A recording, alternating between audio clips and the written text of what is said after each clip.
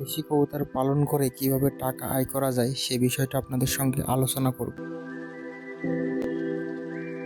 Hello guys, welcome back to my YouTube channel উচ্চ blogger. আশা করি সকলে ভালো। প্রিয় বন্ধুরা, চ্যানেলে নতুন হলে অবশ্যই চ্যানেলটি সাবস্ক্রাইব করবেন। আপনার মূল্যবান মতামতটি কমেন্ট করে যাবেন, লাইক শেয়ার করতে ভুলবেন না। প্রিয় বন্ধুরা, দেশি কবুতরের পাশাপাশি যদি আপনি জ্বালালি কবুতর পালন করতে পারেন, কি আপনার দেশি কবুতরটা যদি মাঠে না যায়, কবুতরটা কিন্তু মাঠে যাবে, খাবারটা খেয়ে আসবে, আপনার খাবার খরচ 50% হলেও কমাবে। প্রিয় বন্ধুরা, দেশি কবুতর আর জ্বালালি কবুতর একত্রে জোড়া দিলে ওদের বাচ্চা কাচ্চা ভালো পাওয়া যায়। ওদের বাচ্চাগুলো খুব অ্যাক্টিভ হয় এবং খুব গ্রোথফুল হয়, যে বাজারে গেলে ওদের চাহিদা প্রচুর। আর এখন দেশি কবুতরের যে চাহিদা, বাড়ির পর এসে দেশি কবুতরের বাচ্চা খাওয়ার জন্য, কেউ পালন করার জন্য কিনে নিয়ে যায়। দেশি কবুতর এদিকে একটা ভালো একটা দিক আছে যে দেশি কবুতরের চাহিদা আপনি কমে না।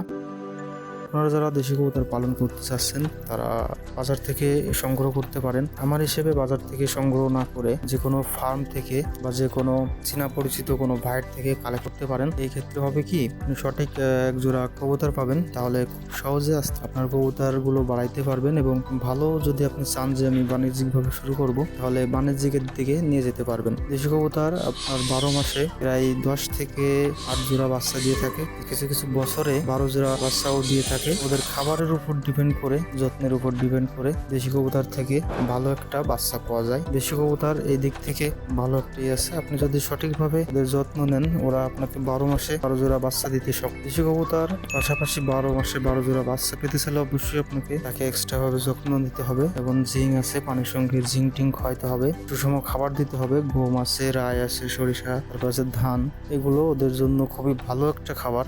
এগুলো খাইলে আপনার কবুতর গুলো 12 মাসে যদি 12 জোড়া বাচ্চা করেও থাকে, তাও ওদের তেমন একটা কোনো ক্ষতি হবে না। তো দেশি কবুতর বাণিজ্যিক ভাবে পালন করা খুব ইজি। দেশি কবুতর আপনি যদি সঠিকভাবে, এইভাবে আমি যেভাবে বললাম এইভাবে যদি যত্নটা নিতে পারেন, আপনি যদি অনেক কবুতর বানাইতে চান বা বাণিজ্যিক ভাবে পালন করতে চান, তাহলে অবশ্যই বাণিজ্যিকের দিকে আপনি আগাইতে পারবেন। দেশি কবুতরের সঙ্গে যদি দুই একটা ফ্যান্সি কবুতরের পরাস দেওয়া যায়, তাহলে এখান থেকে বাচ্চাগুলো আপনি বড় বড় সাইজের বা মোটা মোটা সাইজের পাবেন। অনেক ক্ষেত্রে দেখা যায় দেশি কবুতরের অনেক অনেক অঞ্চলে জাতটা একটু ছোট হয়ে থাকে।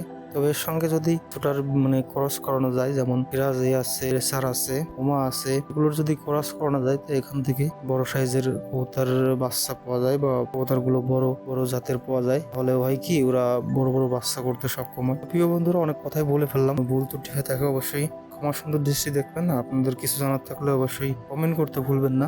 তো আপনাদের সুস্বাস্থ্য দীর্ঘায়ু কামনা করে ভিডিওটা শেষ করে দেব। দেখা হচ্ছে পরের কোনো ভিডিওতে। সে পর্যন্ত সবাই ভালো থাকেন, সুস্থ থাকেন। আর কে কোথা থেকে ভিডিওটা দেখছেন অবশ্যই কমেন্ট করে যাবেন।